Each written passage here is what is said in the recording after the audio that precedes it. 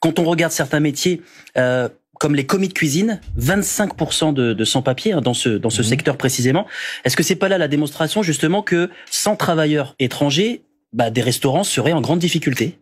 Non, mais il faut replacer les choses dans leur contexte.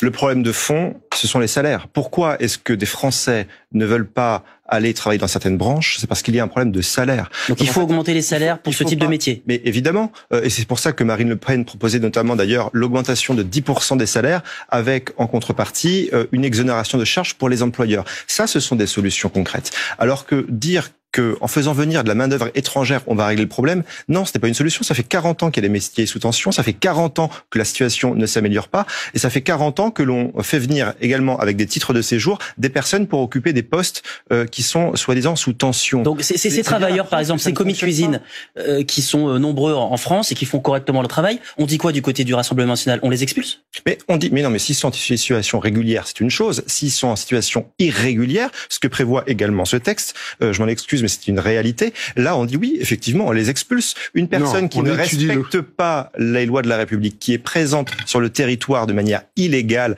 et qui plus est, occupe un emploi qu'elle n'a pas occupé, donc que l'employeur embauche au black, n'a pas à rester en France. Quand on ne respecte pas les lois de la République française, on n'a pas vocation à rester sur le territoire national. Sur la notion d'appel